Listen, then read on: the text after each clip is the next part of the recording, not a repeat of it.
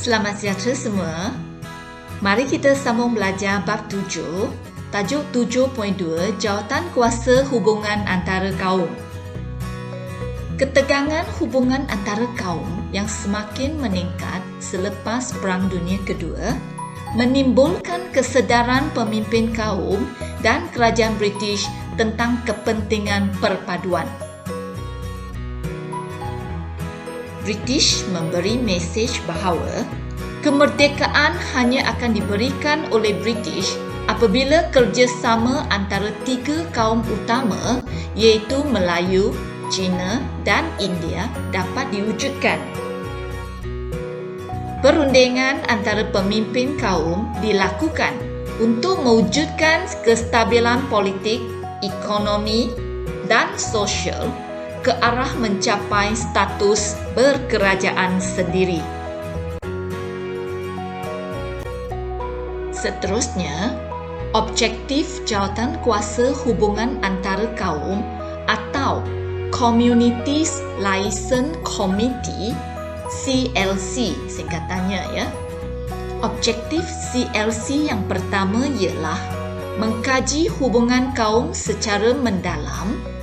Yang kedua, membetulkan keadaan politik, ekonomi dan sosial supaya wujud pembahagian yang adil untuk semua komuniti. Dan yang ketiga, mewujudkan keadaan harmoni dan muhibah dalam kalangan penduduk di negara ini. Moto bagi CLC ialah kesamaan dan keadilan untuk penduduk tanah Melayu.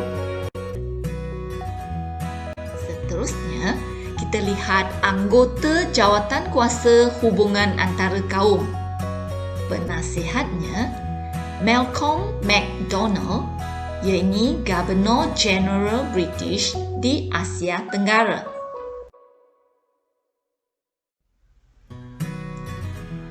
Seterusnya, pengerusi CLC iaitu EEC Turaisingam, wakil orang Ceylon. Bagi wakil Melayu pula, terdiri daripada 5 orang, iaitu Datuk On Jaafar, Menteri Besar Johor selaku Presiden UMNO. Yang kedua, Datuk Abdul Wahab Abdul Aziz, iaitu Datuk Panglima Bukit Gantang, Menteri Besar Perak. Seterusnya, Muhammad Saleh Hakim, Ahli Majlis Perundangan Negeri Selangor. Yang keempat, Dr. Mustafa Osman, iaitu Ahli Jawatan Kuasa Kerja UMNO.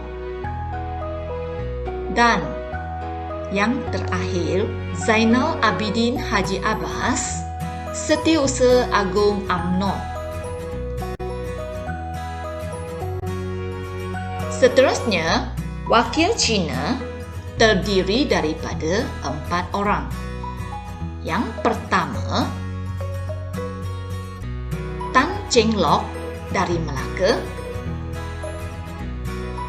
Yang kedua, Li Tianking dari Pulau Pinang. Yang ketiga, dari Singapura, Sisi Tan. Yang keempat, Yong Shok Lin dari Selangor. Seterusnya, ahli lain terdiri daripada yang pertama, Roland Bradel, wakil orang Eropah. Yang kedua, L.R. Doraisamy Iyer, wakil kaum India. Dan akhir sekali, Dr. J.S. Gunting, wakil orang Serani. Seterusnya pelajar, mari kita lihat peranan jawatan kuasa hubungan antara kaum.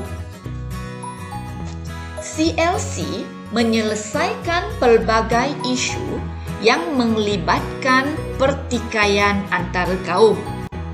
Mari kita lihat satu persatu. Isu pertama, politik. Isu kedua, kedudukan istimewa orang Melayu. Isu ketiga, kedudukan ekonomi orang Melayu. Isu keempat, kewarganegaraan bukan Melayu. Dan yang kelima, pendidikan. Baiklah, kita lihat yang pertama, isu politik. Persediaan ke arah berkerajaan sendiri.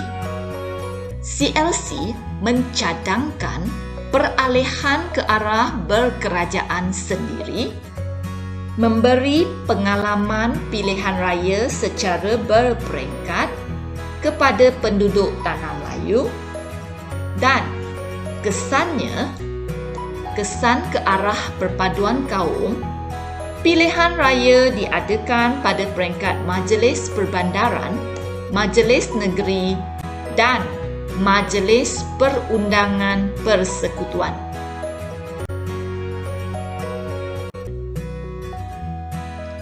Bagi isu kedua, kedudukan istimewa orang Melayu. Orang Melayu menuntut diperakui kedudukan istimewa sebagai penduduk asal rantau alam Melayu. CLC bersetuju agar orang Melayu wajar mempunyai kedudukan istimewa kerana menunjukkan taat setia dan mengiktiraf negara ini satu-satunya negara mereka. Dan kesannya, kedudukan istimewa orang Melayu diperakui dan kepentingan sah kaum lain diiktiraf.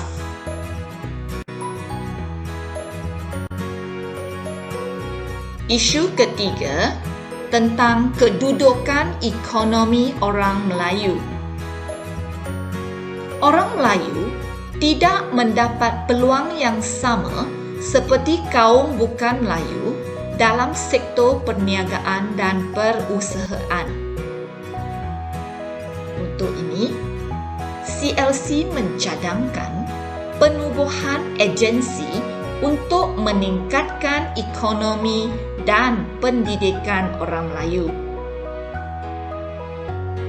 Kesannya ke arah keperpaduan kaum ialah Lembaga Pembangunan Industri Desa telah ditubuhkan pada tahun 1950 merupakan tuntutan daripada Datuk On bin Jaafar. Beliau berpendapat bahawa bantuan ekonomi dan kemajuan luar bandar kepada orang Melayu perlu sebagai tolak ansur terhadap persetujuan orang Melayu melonggarkan syarat kewarganegaraan kepada kaum lain, iaitu kaum bukan Melayu.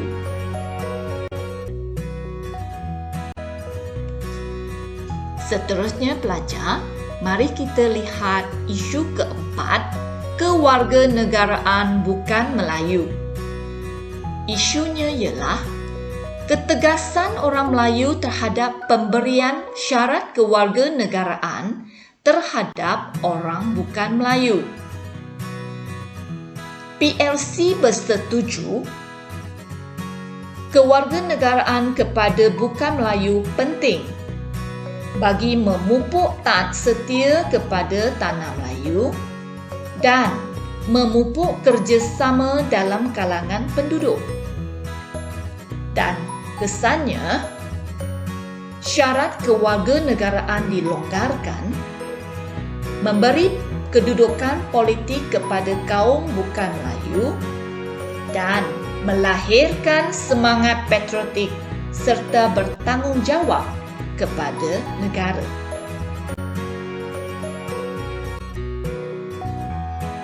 Isu terakhir tentang pendidikan. Isunya, sistem persekolahan yang berbeza-beza mengikut kaum, menggunakan bahasa pengantar, buku teks dan sukatan pelajaran yang berlainan. CLC mencadangkan sistem pendidikan yang seragam untuk memupuk kesetiaan kepada tanah Melayu dan kesan ke arah perpaduan kaum. Yang pertama, penubuhan jawatan kuasa pendidikan untuk mengkaji sistem pendidikan bagi melahirkan pendidikan yang seragam dan diterima oleh semua kaum.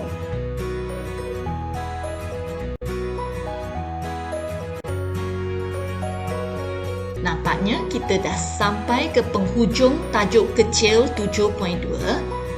Mari kita lihat kesimpulannya untuk tajuk jawatan kuasa hubungan antara kaum.